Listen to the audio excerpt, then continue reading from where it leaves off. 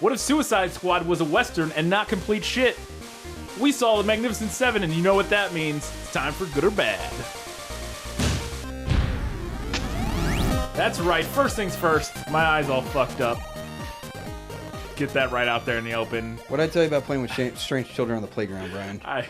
I really should heed your advice more often. I don't know, some sort of allergy thing. It'll be fine. But anyways, so we saw, and this motherfucker's going to laugh through the whole thing. I can see it coming already. It looks like somebody knocked him out. I know.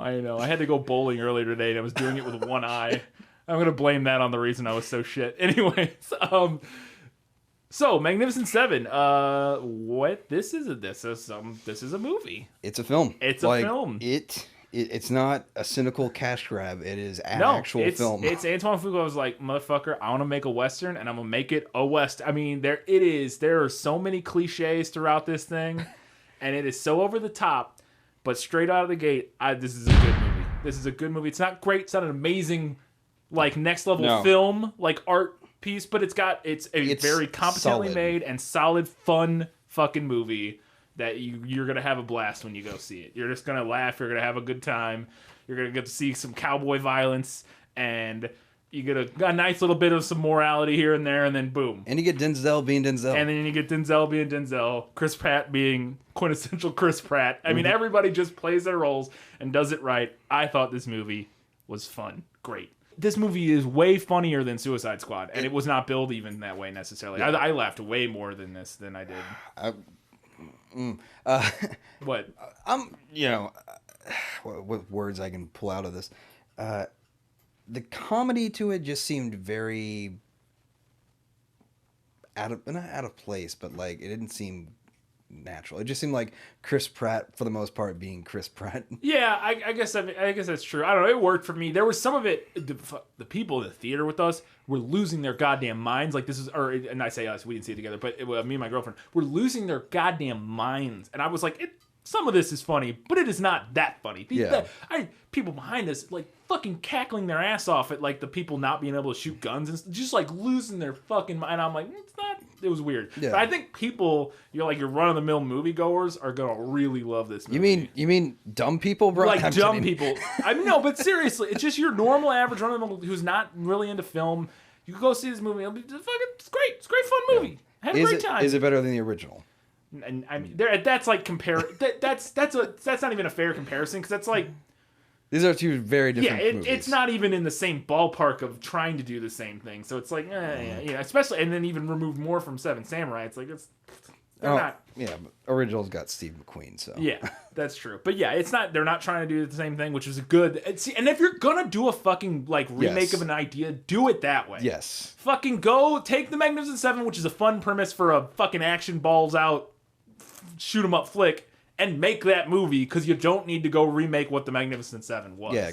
I think my favorite thing about this movie was it took itself just the right amount of serious, and it towed that line. The thing I said coming into this, or leading into the interview, or the episode, was it's like Suicide Squad if it was a Western, not shit. I think that's super accurate. I got out, as soon as we walked out of the movie, I go, man, they should have got Antoine Fuqua to do Suicide Squad. Yeah, because I thought personally they did such a better job handling the introduction of all the characters. Like it's real short and real quick, but it works. That's debatable on some because when you get things like Red Harvest, the Indian dude, that one was a little. The Red Harvest was the worst one. It just sort of he shows up, but even then, it almost worked better for me. Like I don't care. He comes in and Denzel Washington's like, "Hey, we're gonna go die on this mission. You want to join us?" Sure. I agree that there was a little, but that for this, and maybe I'm a little bit of a double standard, but it seemed to work for me in this where I was like, fuck it, I don't know, it's fucking whatever. Oh, spoilers, I guess. Yeah, well, like we said, we already recommended it. There might be spoilers throughout. That's not a big spoiler, but so yeah, we'll just say spoilers.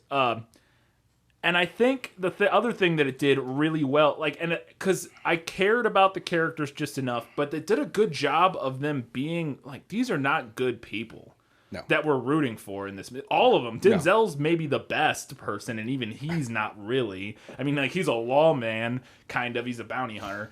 But even that being said, I still rooted for all these people. I cared about them. And I got correct. We talked about this before we saw the movie.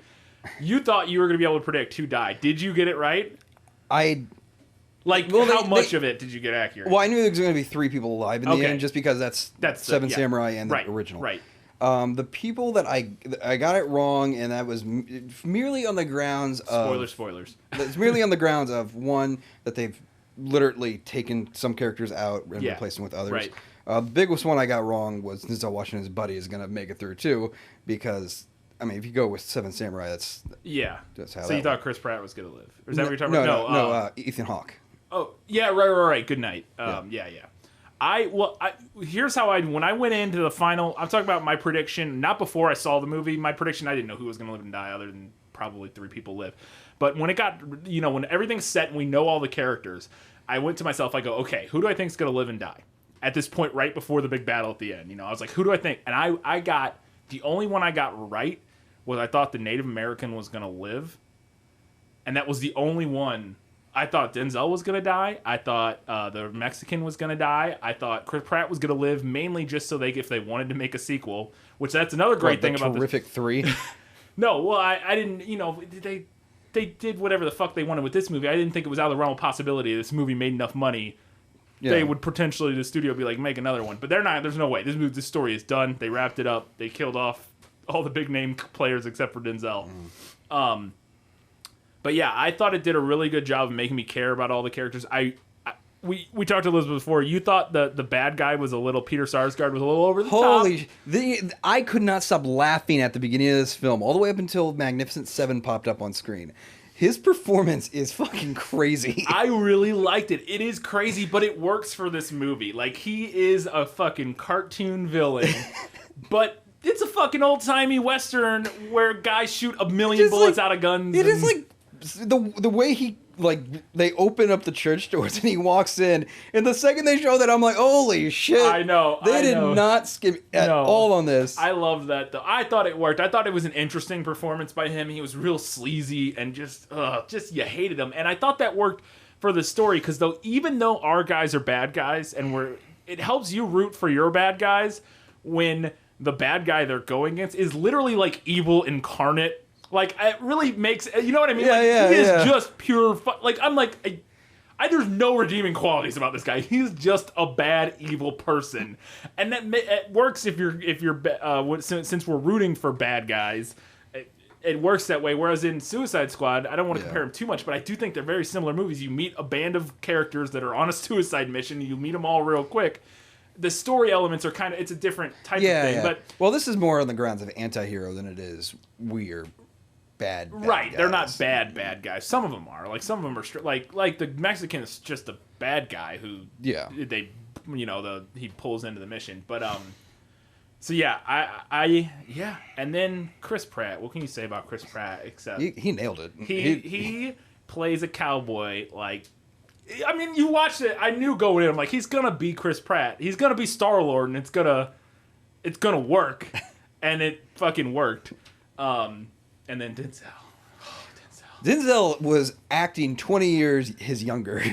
He was born to be a badass bounty hunter in the old West. He's 61. I know, and there's a lot of the stuff he looks like he was actually doing too. Like riding the horses side saddle and stuff. Like, there's those stunts. I'm like, maybe it's digital, who knows? But it looked like it was him doing it, which is really impressive. I got to talk about. I loved. Oh God, I'm blanking on his name. Kingpin. The bearded guy with the voice. Vincent D'Onofrio. Private Gomer from Full Metal Jacket. Yeah, and he's Kingpin in the new Daredevil series on Netflix. And he's been. I couldn't understand what he was saying half the time. Half the time you can't understand him, but that is because they did a good job.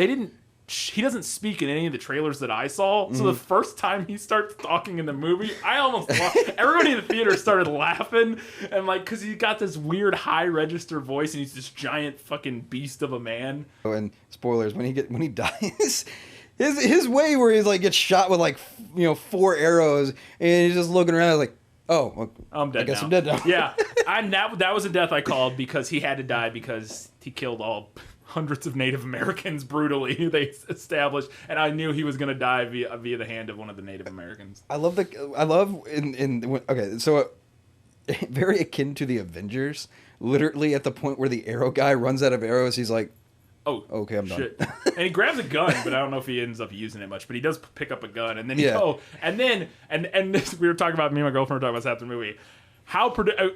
You had to guess that the only person they could have kill the bad Native American is the good Native American, and he's gonna be say something like, "You're a disgrace," which is exactly like that. You could have called from a mile off, because they're not gonna have Chris Pratt kill off the was white on Native American. But I thought all the actors were amazing. I mean, the cast was fucking stunning to begin with, and they all did a really good job. Not Jennifer Lawrence was great. That's exactly what I thought. I don't know. I guess I'm trying to remember if I've seen her in anything, but I literally, she just looks like Jennifer Lawrence, except not quite. And I will say one of the things that kind of took me out a little bit here and there, and this could be accurate, I honestly have no idea, it just seemed like it was probably inaccurate, was how much cleavage the one young girl in the movie are like. Yeah, I was like, you're kind of wearing a half dress. I know, and maybe that was a comment, but I don't think so. Especially like when she's in church in the first scene. I'm like, I don't think that. And the rest of the female characters that weren't like working in the saloon all looked normal, and it took me out a little bit every time I saw her. I was like, nah, I don't think that's. But that was one of my negatives. And it might be really the only one. I think my big thing is probably Denzel, just on the grounds of character, because he doesn't really have any weaknesses. He literally kills everybody in one shot. Yeah. There's only one point at the end where he's strangling Peter Sarsgaard, where he's like, his rage blinds him. Yeah, and it almost cost him his life. And they do the thing from The Mummy Returns, where the guy has a gun and you think he gets shot, and then it's just somebody else shot the guy. That happens in The Mummy Returns, and it's fantastic, but it just reminded me of that. The other thing, it might have been a little long. Just a little. But it was paced. I think exactly the opposite. I think it was too short for because like I said, for certain things of like Goodnight being like, I can't fight anymore, I gotta go. That was little quickly. Other characters who are just like, hey, we're gonna go on a suicide mission. You want to join us? Yeah. Sure, I got nothing to do. Yeah. Well, see, okay, and this is what I want to talk about. I thought, and maybe it was just it worked for me. But I had no problem buying the idea, because I thought about that. I'm like, all these guys are just like, sure, I'll go on a suicide mission. To me, it made sense, because back then, and I think they kind of established this, at least it works to me, in the universe of 1890s West of America, whatever year it was, all these guys are like in their 40s. They're all expecting to die tomorrow. You know what I mean? Like, they're all shitheads and criminals and outlaws, and the premise to me that them going on a mission that is going to potentially pay a lot of money, but they might die. They could die any day, all the time. So it's not that big a deal. I get it. It did a little bit. I was like, it seems really quick that they're all just like, yeah, let's do it. Can we get just like some really stupid things in the film? Yeah. The scene where they have the children down in the cellar, and they pull out the Gatling gun, and then they're like, we need to get the children out of here. They're in the basement. I know. I was like sitting there, I'm like, wait a second, I'm not sure how the Gatling gun could even remotely get to hit the kids in the basement. I don't know, but that was really and stupid. They pulled them out. I'm like, well, it's a good thing it takes them 20 minutes to reload, or else all those kids could have got mowed down while they were running out of the. That Gatling gun has ridiculous range. And they're spraying like the entire town with like one magazine, and it's kind of nuts. I thought the guy, I got it, but it was a little silly. I wish there would have been a better way to. It probably is the best way to do it, but I want to talk about this a little bit. I don't know if you got this, and I don't know if I was reading too much into it, but did you think? Because if so, I thought it was very well handled and subtly done. Did you think that Goodnight and Billy were lovers? It looked kind of weird, but it also looked like we're war buddies. Yeah, too. It was subtle enough that it could have gone either way, which I thought was interesting. I thought it was a fun, because Goodnight's like an old Civil War hero, like sniper, and Billy's I think he's Chinese, maybe. Yeah. He's Asian, and there was a slight not even implication. It's like only so passing, but some of the ways they were shot and the way they looked at each other, and the scene, specifically the scene where when Goodnight leaves and they're like all standing outside and they're like, he's like, where's Billy? And he's like, he's drinking, and like Billy's like at the bar, like, despondent, drowning his sorrow in the fact that Goodnight left in booze. Sort of hinted at, I don't know, I just thought it was interesting. Which did seem kind of weird when he was like, how do you know I come back? And he pulls out the flask. Yeah, he's like, because you're a fucking alcoholic. Yeah. and I got your booze. But yeah, I thought Ethan Hawke was amazing in this. I thought his character was really interesting.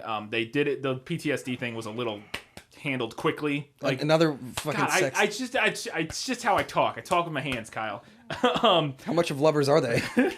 pretty good. So fucking yeah. Magnificent sounds good. Go see it. I liked it. It was fun. Yeah. Yeah, good movie. We will have our review of Overkill.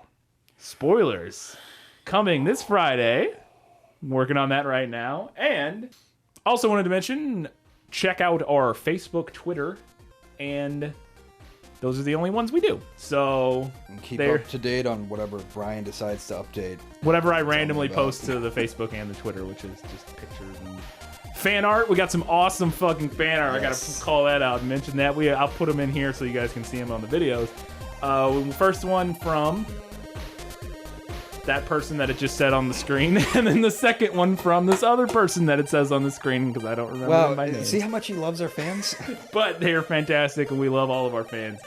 Until next time, keep watching movies. Especially Magnificent Seven. You did that for me. Thank you.